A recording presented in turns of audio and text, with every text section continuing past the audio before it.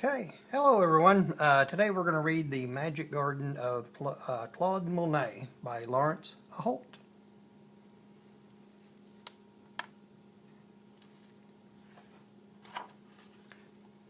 The Magical Garden of Claude Monet.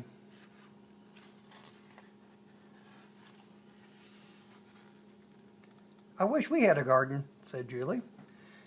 She looked down at the drab river which ran through the city. Even Louey, the Greyhound, was bored with being inside. As soon as I have finished this painting, said Julie's mother, I'll take you on a journey to the most wonderful garden in the world. It belongs to my old friend, the painter, Claude Monet. They took a big black train beside the twisting river, far out of the city,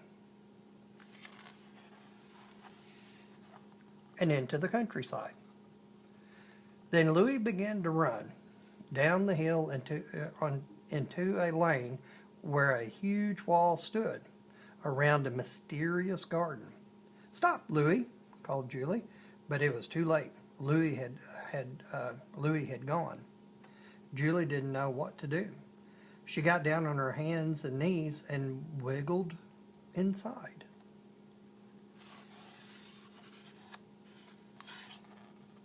It was like crawling into a dreamy world where twisting plants grew tall as trees. Julie ran around a corner and almost knocked over a big man with a spade. The man wore a straw hat and a huge white beard. "Oh," said Julie, "I am looking for my dog. Are you the gardener?" "I suppose I am," said the man. Come and look."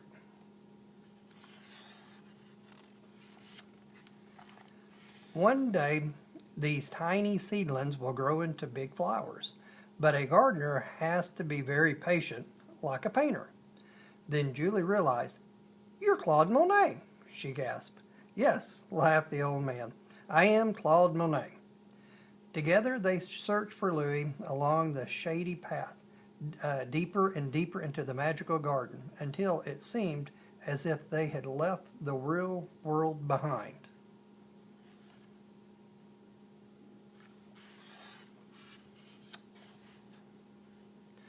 Under a willow, Julie saw Monet's umbrella like a huge white mushroom, and there was Louis. He had a blue nose, a purple ear, and one green paw. "Naughty dog," shouted Julie. "You walked all over Monet's paints." "I think your dog wants to be a painter," laughed Monet. "Look, he has made a picture too." Then Julie saw Monet's paintings laid out in the sun to dry. Clouds floating on a mirror pond, a field of golden haystacks, a row of wispy poplars, a little Japanese bridge. The brush marks glowed like flowers in a garden.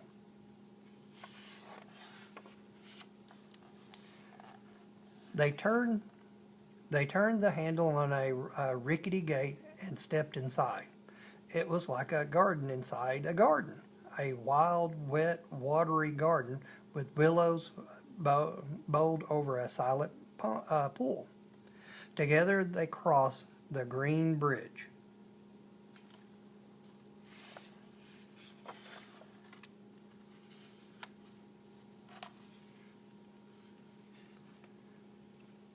When they rode across the pond, it felt like floating in Monet's paintings.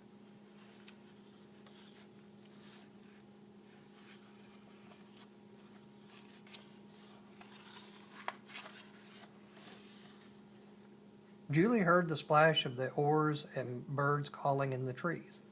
All around them, lilies sparkled like a midnight sky.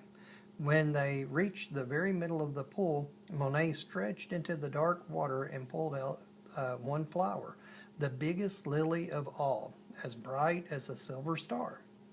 "A little present from my water garden," he said.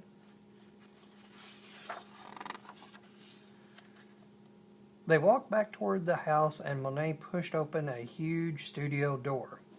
"Here is my biggest idea of all," he said proudly. "I am trying to paint the most enormous water garden in the world. When you stand in the middle, you will feel as if you have dived into the pool. It will be amazing, said Julie. For a moment, Monet looked sad. But to tell the truth, I wonder if I will ever finish, he said. I'm old now, and my eyesight is bad. Julie thought for a moment. You'll need to be very patient, she said, like a gardener. Yes, he smiled, just like a gardener. Then Claude Monet pulled out a big watch. 6 o'clock precisely, he said. Time to eat.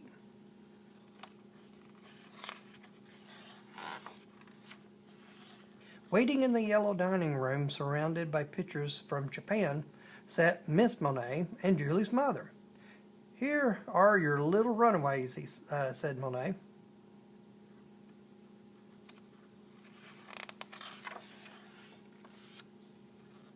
Then it was time to leave. Monet walked with them as far as the river. Louey wanted to say goodbye too, but as he jumped up, Julie's beautiful lily went flying into the river. Oh, Louey, shouted Julie. That was a special lily. They took the train back to the city, and even Louey was tired. The garden seemed like a distant dream.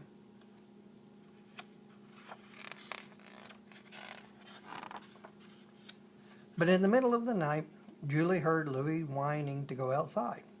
She tiptoed through the apartment. Beneath the balcony, something was sparkling on the river.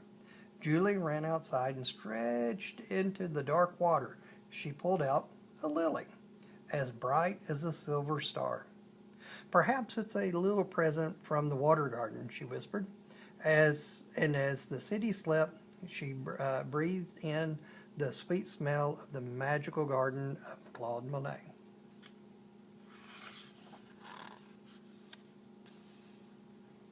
Born in 1840, Claude Monet lived all of his life along the river Seine. He always preferred to paint outdoors and is often described as the father of Impressionism. Second only to his passion for painting was his love for nature and gardening. He once paid a woodcutter to spare a row of trees he was painting.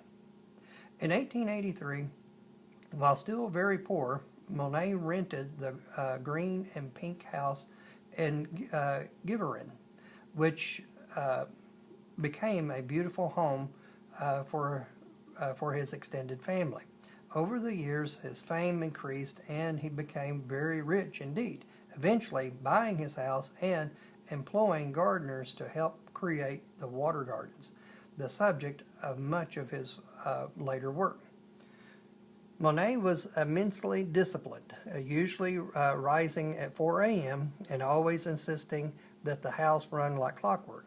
He set equally high standards for his work. On one occasion, a gardener was ordered to burn several paintings which Monet considered unsuccessful. On another, Monet threw his canvas easels and brushes into the water. During the First World War, fighting went on so near Monet's house that he could hear the guns, and although his son was killed in action, Monet refused to leave his beloved garden. Monet had numerous young visitors in Giverny, but Julie is based on one special girl, Julie Monet, daughter of great impressionist Brice Morsat. Julie's mother and Monet were great friends, and he owned several of Brice's paintings. By coincidence, Julie was born on Monet's birthday. Julie's uncle was a painter, Edward Monet, and many of the great artists and writers of the time were visitors to the apartment. Julie's Greyhound, Louey, was a gift from Renoir, who also presented her with a set of crayons, a novelty in those days, which helped to set Julie on the path to self-expression.